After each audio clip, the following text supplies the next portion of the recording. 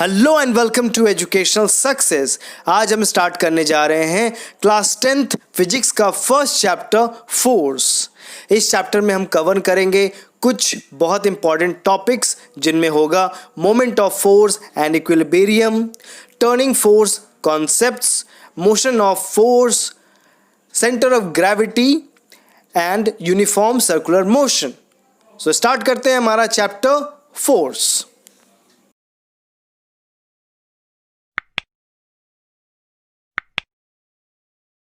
जैसा कि हम जानते हैं फोर्स के बारे में, दैट एनी पुश और pull is called a force. चाहे हम किसी चीज को ढकेलें या चाहे हम किसी चीज को खींचे, वो फोर्स होता है। हमने अपने प्रीवियस क्लास 9th में पढ़ा था that a force when applied on a rigid body can only cause motion in it, while when applied on a non-rigid body can cause both a change in size and shape and motion। इसका simple सा meaning है, जब कोई body rigid होती है यानी वो body कठोर होती है, तब उस बॉडी पे जब फोर्स लगता है तो वो बॉडी सिर्फ मूव कर सकती है। लेकिन जब कोई बॉडी नॉन रिजिड होती है, जैसे कि एग्जांपल हो गया हमारा एक रबड़ बॉल, वो नॉन रिजिड है, उसको आराम से हम लोग प्रेस कर सकते हैं, तो वैसी बॉडी पे जब फोर्स लगती है तो वो ऐसी बॉडी का शेप भी चेंज कर सकता है, साइज भी चेंज कर सकता है और मोशन भी उसमें आ सकता है। अगर हम फोर्स और मोशन के रिलेशन के बारे में बात करें तो हम कह सकते हैं कि so a rigid body when acted upon by a force can have two types of motion. And what are those motions? So those motions are linear or transitional motion. Okay, and the second one is rotational motion. Simple सा meaning है कि जब किसी rigid body पे force लगता है तो वहां पे टू टाइप्स के मोशन जनरेट होते हैं। एक होता है ट्रांजिशनल या उसको हम लोग लीनियर मोशन भी कहते हैं। उसमें जब भी फोर्स लगता है एक रिजिड बॉडी पे तो वो बॉडी मूव करती है in the direction of force.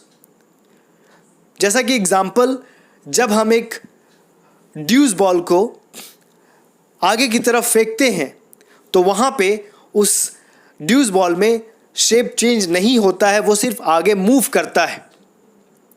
Now rotational motion, जब भी कोई ऑब्जेक्ट किसी चीज़ के साथ अटैच्ड होती है और वो फ्री नहीं होती है मूव करने के लिए, जैसे कि एग्जांपल हो गया फैन हमारा एक पर्टिकुलर पॉइंट पे पिवट होता है, उस पॉइंट पे वो घूमता है, तो जब उस फैन पे फोर्स लगता है तो वो फैन एक ही जगह पे मूव करता है, and that particular motion is called rotational motion. तो अगर हम डिफाइन करें लीनियर मोशन को, so it will be defined as when a force acts on a stationary rigid body which is free to move, the body starts moving in a straight path in the direction of force. This is called linear motion. Rotational motion को हम define करते हैं, if a body is pivoted at a point and a force is applied on the body at a suitable point, it rotates the body about the axis passing through the pivoted point. Such kind of motion of the body is called rotational motion. Moment of a force or torque. So we will understand this, what is moment of a force or torque. हम लोग इसको understand करते हैं एक example से। एक बहुत simple सा एग्जाम्पल लेते हैं, हमारे घर का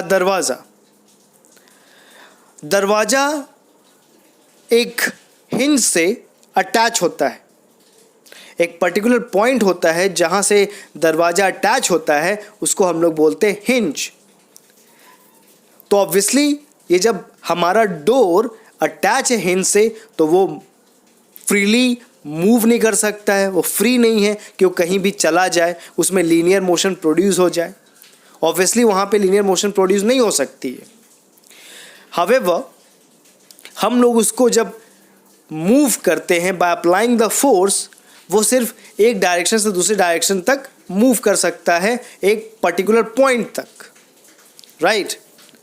सो ऐसे पर्टिकुलर ऑब्जेक्ट जो कहीं से अटैच्ड हैं, जिनको हम लोग मूव कर सकते हैं, उनको हम बोलते हैं that on these particular objects moment of a force is acting, and the factors which is responsible for the turning effect of a body is the magnitude of the force, मतलब कितना force का magnitude है, और दूसरा the perpendicular distance of the line of the action of the force from the axis of rotation, यानी कि जहाँ से हम फोर्स लगा रहे हैं वो कितना डिस्टेंस पे है उस पर्टिकुलर पॉइंट से जहाँ पे वो टर्न होता है।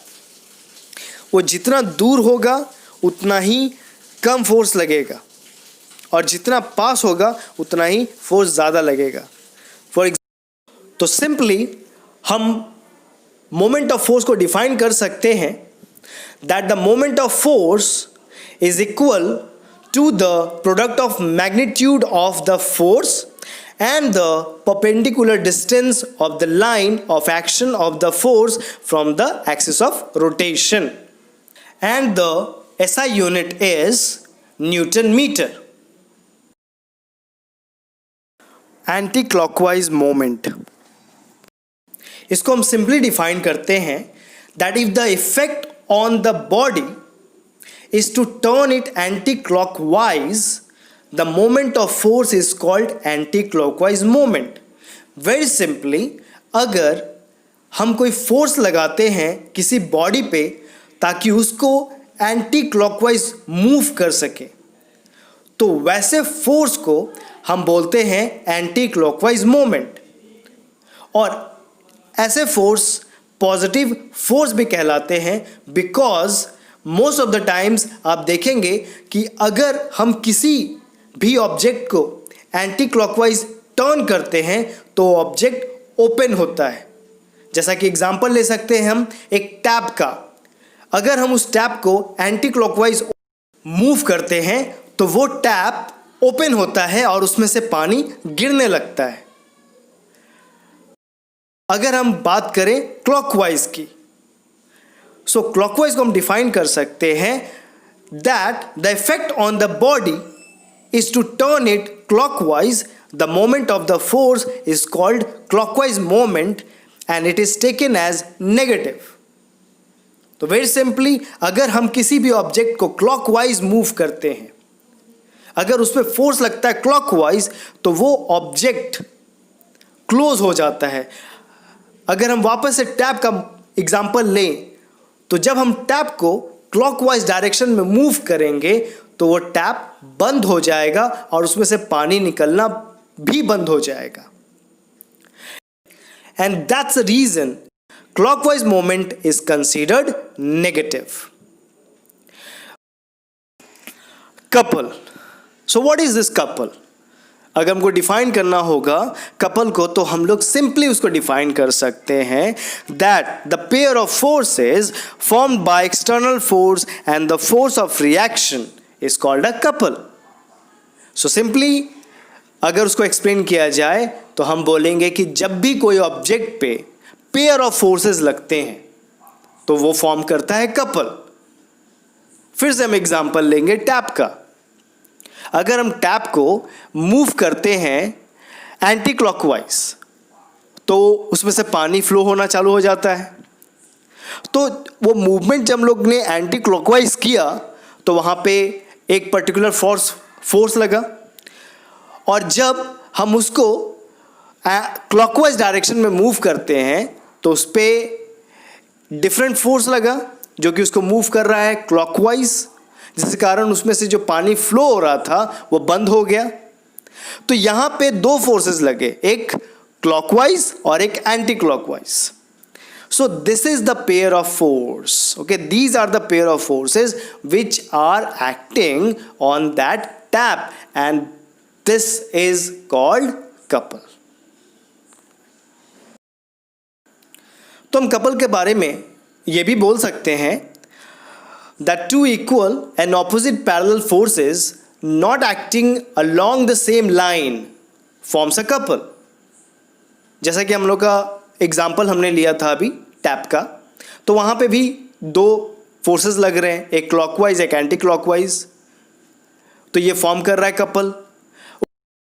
वैसे ही हम कपल के बारे में बोल सकते हैं that couple is always needed to produce a rotation. Obviously वो रोटेशन प्रोड्यूस करता है।